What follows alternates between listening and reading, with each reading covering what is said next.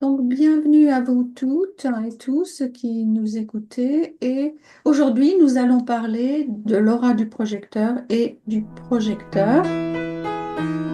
Il y a quatre types dans le design humain, les manifesteurs qui sont 8% de la population à peu près. Le projecteur, 20, un peu plus de 20. On dit une vingtaine de 21% de projecteurs, donc c'est un grand nombre de projecteurs. Et puis il y a le réflecteur, à peu près 1%. Et puis les plus nombreux, ce sont les générateurs, qu'ils soient générateurs purs ou générateurs manifesteurs. Donc aujourd'hui, on va se pencher sur le projecteur.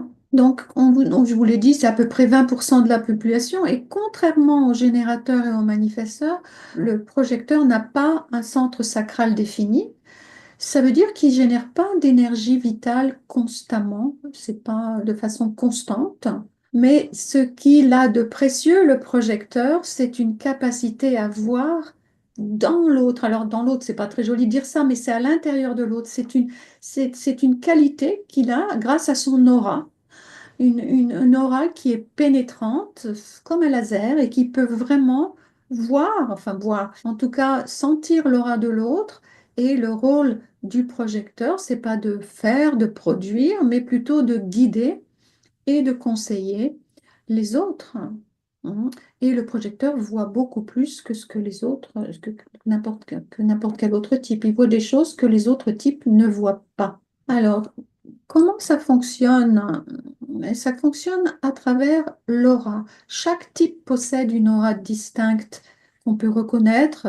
Si on est sensible, c'est invisible l'aura. C'est une enveloppe énergétique qu'on a tous autour de nous qui est absolument invisible, mais qui va vraiment avoir une importance sur le fonctionnement du type. Le générateur, lui, il a une aura qui est enveloppante et poreuse, alors que le manifesteur, il a une aura fermée et hermétique pour se protéger, puisque sa signature, c'est la paix.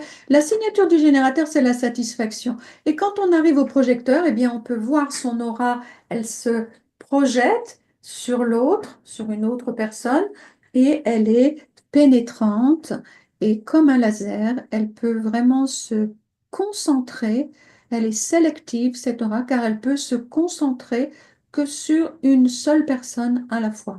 C'est important à comprendre au niveau de la mécanique de l'aura. Si vous êtes projecteur, c'est compliqué pour vous de vous concentrer sur plusieurs personnes à la fois. Par contre, si vous respectez votre nature, eh bien vous allez avoir beaucoup d'efficacité puisque la signature du projecteur, c'est la réussite, l'efficacité, le succès. Et ça commence par comprendre que pour être efficace, eh bien, il suffit de se concentrer sur une seule personne à la fois. Et puis, il y a le réflecteur. Le réflecteur, son aura, elle est échantillonneuse, on dit. Elle peut s'ouvrir pour aller échantillonner, goûter l'aura, par exemple, du générateur, puisqu'ils sont tellement nombreux, c'est facile. C'est eux, il y en a plus que les autres. Et puis, mais par contre, elle peut aussi se refermer, un petit peu comme celle du manifesteur. Et le réflecteur, sa signature, c'est la surprise, l'émerveillement. Et il peut vraiment, le réflecteur, échantillonner l'aura, évaluer les lieux, les environnements, grâce à cette aura qui est échantillonneuse. Alors aujourd'hui, bien sûr, chaque type est très intéressant. On pourrait parler de chaque type pendant de très longtemps, mais aujourd'hui, on va se focaliser sur le projecteur. Donc, je disais que l'aura du projecteur, elle se concentre et elle peut se concentrer sur l'énergie vitale de l'autre type, par exemple sur un générateur, et puis il va pouvoir donc absorber l'énergie de cette force vitale. C'est vrai que c'est facile avec un générateur parce qu'il a beaucoup d'énergie et il peut se concentrer, on nous dit, sur le centre G, le centre de l'identité de cette personne. Donc là, ce qui est important de retenir ici, c'est une aura sélective, pénétrante et absorbante, à condition que ce soit sur une seule personne à la fois. Sinon, ce n'est plus efficace du tout. Alors, au niveau du conditionnement, le grand danger ou le risque pour un projecteur, c'est de chercher à fonctionner comme tous les autres types, de vouloir être productif, toujours en action, rapide, mais c'est un mode de fonctionnement qui va conduire le projecteur à l'épuisement, et aussi à l'amertume. En fait, vraiment, le projecteur, il ressent sa souffrance, c'est l'amertume. Lorsqu'il se sent invisible, il devient amer. Hein. Donc, beaucoup de projecteurs vivent une amertume silencieuse. Ils sentent qu'ils ont quelque chose à offrir, mais personne ne les voit. Donc, souvent, ils finissent par croire que le problème vient d'eux, mais en réalité, c'est vraiment... La clé, c'est de comprendre que si vous êtes projecteur, vous n'êtes pas fait pour fonctionner, pour agir comme les autres types. Et malheureusement, on ne vous a peut-être pas appris ce fonctionnement à l'école ou dans la famille parce que on n'a pas de référence. Le design humain, c'est encore assez nouveau. Donc, grâce au design humain, au human design, eh bien, on peut comprendre le fonctionnement de chaque type et comprendre que le projecteur, il essaye de briller dans un système qui n'est pas fait pour lui. Hein. Donc c'est important, c'est pour ça que c'est important d'en parler et de comprendre comment chaque type fonctionne. Projecteur, il est là pour nous rappeler que l'efficacité, en tout cas pour lui c'est très important, c'est pas dans la quantité de l'action, mais plutôt dans la justesse de l'action. Et le projecteur, il voit ça, il a un regard, il peut voir les choses. Par exemple, il peut voir que beaucoup de ses amis générateurs gaspillent une tonne d'énergie. Le projecteur, il va s'en rendre compte. Et il a la capacité d'être un guide, un observateur. Bon, l'idéal, c'est qu'il reste, il attend qu'on l'invite. Donc, il peut être silencieux, bienveillant, un petit peu comme quelqu'un qui reflète ce qui se passe. Et nous, bien sûr, les autres types, quand je dis nous, hein, ceux qui ne sont pas projecteurs, et même entre vous, hein, les projecteurs, vous pouvez vous reconnaître. Et dès que vous êtes reconnu, eh bien, vous pouvez donc briller. Donc, attention, vous n'êtes pas invisible. Si vous croyez que vous êtes invisible, c'est impossible. Le projecteur n'est pas invisible. Donc, nous tous, on a besoin d'apprendre à honorer la sagesse, la lenteur et l'attente. Bon, la clarté, bien sûr, mais c'est pas plus vite que faire plus vite, c'est pas mieux. On commence peut-être à s'en rendre compte un petit peu dans notre monde frénétique, et le projecteur a un grand rôle à jouer au niveau de l'éveil de cette conscience que voilà, c'est pas aller vite, faire plus, c'est pas la qualité plutôt que la quantité. Alors, mais souvent on me pose cette question. Alors je me suis dit, j'en vais la poser, mais que faire quand l'invitation ne vient pas? Si vous êtes projecteur et qu'on ne vous invite pas, parce que vous avez besoin vraiment qu'on vous reconnaisse. Et donc pour vous, la première clé, c'est de connaître votre propre valeur. Si vous comprenez votre fonctionnement, eh bien vous n'allez plus essayer d'être comme les autres, comme par exemple un générateur ou un manifesteur. Vous allez simplement affiner vos compétences.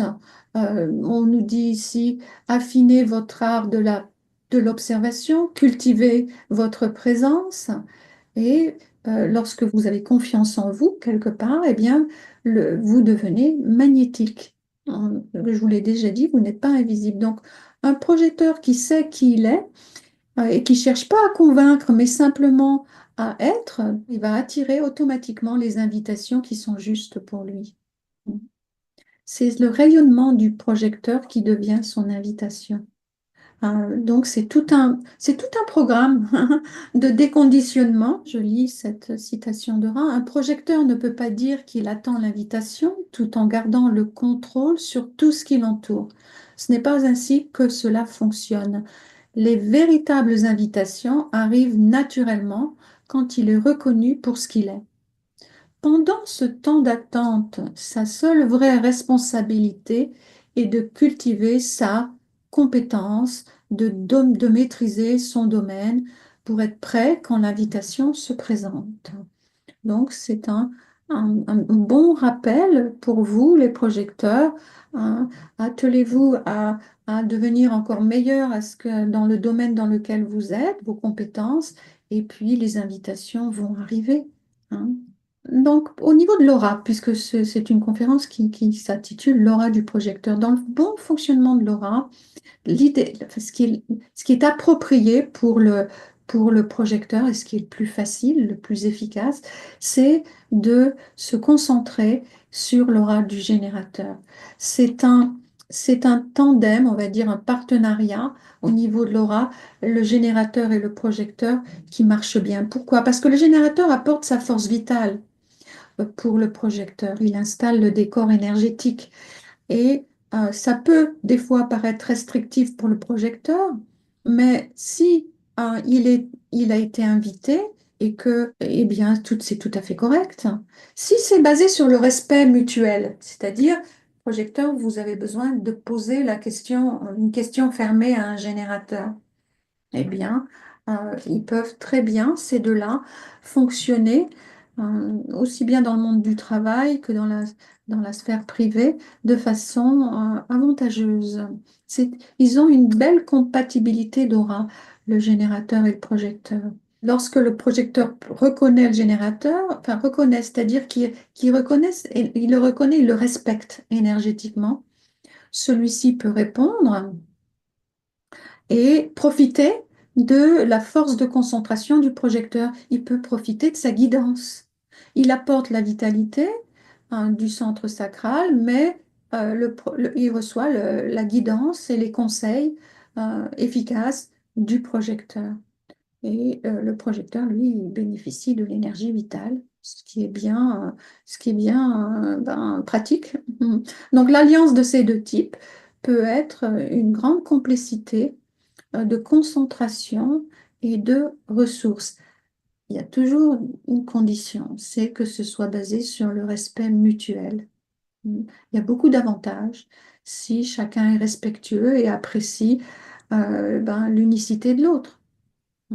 Encore une fois, le générateur, il peut utiliser son énergie efficacement et se laisser guider par le projecteur qui lui reçoit en échange eh bien, l'énergie vitale dont il a besoin en comprenant qu'ils ont tous les deux un fonctionnement totalement différent et que c'est a besoin d'être basé sur l'appréciation mutuelle, hein, de ne pas prendre l'autre pour acquis. Un générateur, c'est pas un esclave de travail. On va pas, on a besoin de le respecter, hein, sinon ça ne marche pas. Euh, on ne va pas lui donner des ordres, on lui demande au générateur. Et pareil, le projecteur, il a besoin d'être reconnu, apprécié et donc, dans le monde du travail, ça fonctionne très bien si c'est basé sur le respect. Parlons un petit peu du sommeil. Le sommeil du projecteur. Le projecteur a besoin de plus de sommeil. C'est pas que le projecteur, il y a aussi le réflecteur et le manifesteur. Mais aujourd'hui, on parle du projecteur. Il a plus besoin de sommeil que les autres types. Parce que son corps nécessite des phases de repos plus longues pour se régénérer. Donc, on a tous besoin de dormir seul, tous. Hein, c'est l'idéal. Donc pour le projecteur, c'est aussi essentiel de dormir seul, si c'est possible, si on a la place, hein, bien sûr. Et ça va lui permettre de relâcher les énergies qui ont été absorbées dans la journée. Parce que même dans la nuit, l'aura, elle dort pas, elle reste active, l'aura. Et dormir à côté d'un autre type, ça peut vraiment maintenir une exposition énergétique constante, c'est-à-dire eh ben, le pauvre projecteur, il n'arrive pas à se recharger, à se décharger. Il a besoin de se débrancher de l'énergie de l'autre pour pouvoir se reposer. Hein. Donc ça, on nous dit que c'est un sommeil quand on dort seul, cela lui permet de désaturer énergétiquement cette connexion à cette fréquence. C'est pas un luxe, c'est une nécessité énergétique hein, de dormir seul. Et je dis ça aussi pour les parents qui ont des enfants projecteurs. Hein, c'est important d'apprendre à votre enfant projecteur à dormir seul. Et les parents ne sont pas supposés pousser les enfants projecteurs comme s'ils ont par exemple d'autres enfants ne pas les comparer à d'autres enfants qui par exemple ont beaucoup plus d'énergie, qui peuvent faire ce sport et un autre sport et encore après une autre activité. Ils sont pas fatigués le lendemain matin, ils sont tout frais et tout, ils sautent du lit. Un projecteur, il peut pas faire ça. Le projecteur, lui, il a besoin de sommeil, de repos. Il va faire peut-être moins d'activités avec beaucoup de plages de repos entre les activités. Et ça ne veut pas dire qu'il est malade, ni paresseux, ni quoi que ce soit. Mhm. Donc, dès l'enfance, c'est important de reconnaître l'enfant projecteur. Si vous êtes parent et que vous avez des enfants projecteurs, eh bien, ce sont des enfants très sensibles, très observateurs, qui aiment comprendre comment les choses fonctionnent. Mais souvent, on les pousse à faire comme les autres, à performer, et puis ça, c'est bien, ça risque de leur faire perdre confiance en eux. Donc, c'est important de les valoriser. Moi, je dis souvent, chouchouter les enfants projecteurs. Posez-leur des questions ouvertes. Ils peuvent pas, ils n'ont pas générateur, ils peuvent pas répondre par oui ou par non. Et puis leur offrir un espace d'expression. C'est important pour eux. On nous dit un enfant projecteur qu'on écoute devient un adulte qui sait qu'il a de la valeur. Donc on lui met le plein phare sur le projecteur. C'est important pour les enfants projecteurs. Je vais finir cette conférence avec une autre citation de Ra sur l'enfant projecteur. Il dit, Ra, l'enfant projecteur est souvent élevé comme s'il devait initier, produire ou performer selon un modèle calqué sur celui des types énergétiques. Pourtant, son fonctionnement est fondamentalement différent.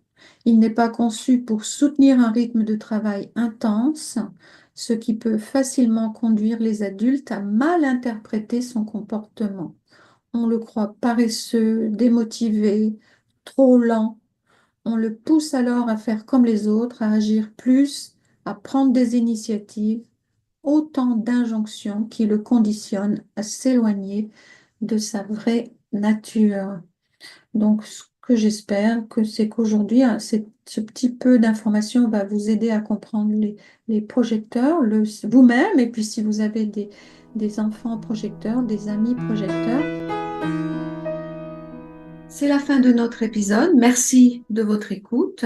Nous vous invitons à visiter le site de l'école de Design Humain France, où se trouvent toutes les informations sur les prochains cours. Il y a aussi le rapport de synthèse. Vous pouvez y accéder.